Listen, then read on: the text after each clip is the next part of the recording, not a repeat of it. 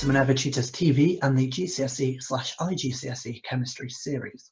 In this lesson, we'll be looking at the moles, mass and MR equation, as well as how to use it and some more challenging reacting masses questions that use this equation. Before we get into the equation itself, we need to know exactly what we mean by MR. So MR stands for relative formula mass, and the relative formula mass of a compound is equal to the sum of all the relative atomic masses of all the atoms that are in that compound. So if we take hydrochloric acid as an example, hydrochloric acid has the chemical formula HCl. That tells us that it's made up of one atom of hydrogen for every one atom of chlorine. Now, if we look at hydrogen and chlorine in the periodic table, we can grab their relative atomic masses quite easily. We can see that it's 1 for hydrogen and 35.5 for chlorine. Now, because we've got one atom of hydrogen and one atom of chlorine in the chemical formula, we only need one of each. So we do the 1 plus the 35.5, and that gives us 36.5, and that is our relative formula mass for hydrochloric acid. Another thing we need to know before we get into the equation itself is that in a balanced chemical equation, the MR of all the reactants is always equal to the MR of all the products. Now, the reason for this is because in a reaction, a balanced chemical reaction, no mass can be lost and no mass can be gained. All of the reactants must make all of the products, hence why the mass of the products and the mass of the reactants and the MR will always be exactly the same as each other. The other thing to note before we go into the equation itself is what a mole is. So a mole is a measurement of the amount of a substance that we have. And 1 mole is equal to the amount of that substance that has the same number of particles as there are atoms in 12 grams of carbon-12. Now, this magic number of particles has a name. It's called Avogadro's constant. And it's kind of like pi, it just represents a number, and that number is 6.02 times 10 to the power of 23. So a big number of particles, but in 1 mole, we have 6.02 times 10 to the power of 23 particles in that mole. Now, the formula itself is moles equals mass over MR, although you can see from the formula triangle that we can rearrange it in multiple ways. For example, if we wanted to find mass and had the moles and the MR, we could do moles times by MR to give us mass. If we wanted to find the MR, we could do mass divided by moles. Now, the mass will always be measured in grams, the moles will always be measured in number of moles, and MR is just the MR, the relative formula mass. It doesn't have a unit of measurement. And an example simple question would be what we've got at the bottom down there. So how many moles in 42 grams of carbon? Now, if we look at carbon in the periodic table, we know it's got a relative atomic mass of 12. So that's our MR in this case, because we would just want to know how many moles are in 42 grams of carbon, the pure element carbon. It's not a compound, so we only need to involve carbon. So we take our mass, 42 grams, and we divide it by our MR, 12, and that gives us 3.5 moles. And so in 42 grams of carbon, there are 3.5 moles. A more challenging question would be a reactive masses type question. This is normally when they give us a chemical equation like the one here. Calcium carbonate plus hydrochloric acid is giving us calcium chloride, carbon dioxide and water. And the question itself is saying how much carbon dioxide will be produced if we start with 10 grams of calcium carbonate. Now, we want to know how much, an amount of carbon dioxide. So we want to know another mass, and it's given us a mass. It's given us 10 grams of calcium carbonate. So we work this one out a little bit differently. The first step is to draw a table that looks a little bit like this here. So along the top of the table, I've got calcium carbonate, I've got hydrochloric acid, calcium chloride, and I've got CO2. Down the side of the table, I've got mass, MR, and moles. The only thing we're actually worried about in the top part of the table is the things that we've been told about, which is we've been told that we've got 10 grams of calcium carbonate, and what we want to find, which is the carbon dioxide. So I'm not too worried about the middle 2 columns on this table. We're going to probably leave those blank. With the carbon dioxide, I've put a question mark next to the mass because that's what we want to find. That's the end product. I'm also going to fill in what we know about and what we know from the question. So that will be the 10 grams of calcium carbonate that we've got, it will be that the MR of calcium carbonate is 100, which we can grab from the periodic table because we know it's made up of calcium, carbon, and oxygen. And so we add all of those relative atomic masses together. 3 lots of oxygen, though, don't forget, and that will give us 100. We know the relative formula mass of carbon dioxide as well. We've got 1 carbon and 2 oxygen. So we add those together and it gives us 44. Now we've got the mass and the MR of the calcium carbonate. We can work out the amount of moles of calcium carbonate we've got by doing mass divided by MR, using that formula again. And if we do it in this case, we're doing 10 divided by 100, which leaves us with 0.1 moles. Now this is where it gets a little bit trickier.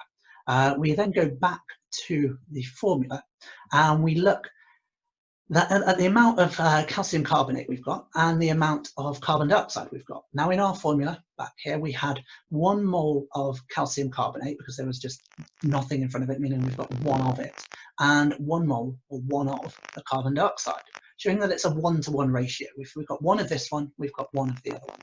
So we know that if we had 0.1 moles of calcium carbonate, we would have 0.1 moles of carbon dioxide. So we know the amount of moles of carbon dioxide we've got, so I filled that one in on the table as well. Now we've got the MR and the amount of moles of carbon dioxide. We can work out the mass of carbon dioxide we need as well. And we do that by rearranging that equation to be mass equals moles times by MR. So in this case, it's going to be 0.1 times by 44, and that will give us 4.4 grams. And that is our final answer. We found out the mass of carbon dioxide if we had 10 grams of calcium carbonate. Another example, this one's a little bit more tricky. We've got methyl nitrate plus oxygen is giving us carbon dioxide, nitrogen, and water. And the question is, how much oxygen will be needed to react with 61 grams of methyl nitrate? So I lay it out in almost exactly the same way, where I've got everything in my equation along the top. Down the side, I've got mass, MR, and moles, and I've put a question mark in for the oxygen because that's what we want to find the mass of. We then fill out what we know. So we know we've got 61 grams of methyl nitrate. We can work out that the MR of methyl nitrate is 61. Again, methyl nitrate contains 1 carbon, 3 hydrogens, 1 nitrogen, and 2 oxygens. So we add all of those together. It's important to note that we do not include the big 4 in front of it. That just tells us how many moles of it we've got. When we're working out the relative formula mass, we only include the chemicals we've got inside and ignore the big numbers at the front. With oxygen, we know that the MR is 16 times 2, because oxygen, the relative atomic mass of that, we can find from the periodic table, is 16. We've got O2, so 2 lots of that. Again, ignoring the big 3 in front of it, giving us 32 for an MR of that. We can then work out the amount of moles of methyl nitrate we've got, because we can do mass divided by MR. 61 divided by 61 gives us 1. We can then use that to work out, like we did before, the amount of moles we've got of oxygen. Now, this time it's not a 1-to-1 ratio. What you'll notice from the formula is that we've got 4 methyl nitrate for every 3 oxygens, meaning it's a 4-to-3 ratio. Now, if I've got 1 mole of methyl nitrate, and we know we've got a 4-to-3 ratio, I'm going to bring that ratio down. I'm going to cancel that ratio down to be a 1-to-something ratio. And that 1-to-something ratio will tell us exactly how many moles of oxygen I've got. So for example, with the methyl nitrate in the equation, we've got 4 moles of it. We want to get that down to 4. So we're going to divide it by 4. That means we have to divide the 3 for the oxygen. So in the equation, we've got 3 moles of oxygen. We've got to divide that by 4 as well. So 3 divided by 4 gives us 0.75. And that is how many moles of oxygen we've got in there. It's kind of a simple ratios question thrown into this bit of science here. If we've got 0.75 moles of oxygen and we've got an MR for oxygen being 32, we can times those 2 together to give us 24. And that is the amount of grams of oxygen that we have when we've got 61 grams of methyl nitrite like that. And that's our final answer as well. So here's another example of those reacting masses questions. I'll give you a chance in a second to have a read through it, to pause the video and have a go at it yourself.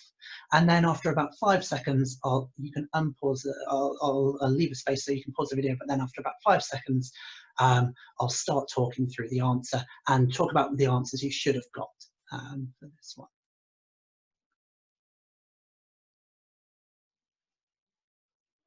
Okay, hopefully that was long enough for you to all have a go at that question. I'll start talking through the answer now. So you should have got an answer of 102 grams for ammonia. If not, continue listening to find out where we went wrong with this one.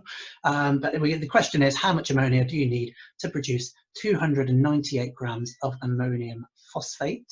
So you obviously start off by putting in what we know. We know we wanted to find the ammonia, and we knew the ammonium phosphate was 298 grams in mass. We also knew the MRs from working those out from the periodic table. You should have got 149 for the ammonium phosphate and 17 for the ammonia. We then work out the amount of moles of the ammonium phosphate by doing 298 divided by 149. It should have given you 2. Then using those ratios, we saw from the equation before that it was a 3-to-1 ratio, where we've got 3 times as much ammonia as we do ammonium phosphate. So we should have 3 times as many moles, so that's why we've got 6 moles of ammonia. We then use the moles of ammonia and the MR of ammonia, times those two together to give us the mass of ammonia being 102 grams. So well done if you got that one right there. That's the end of this video. There is an equations part 2 that you can go on to watch after. It goes into concentrations calculations and some other ones, including percentage yield. Thank you very much for watching. I hope it was helpful.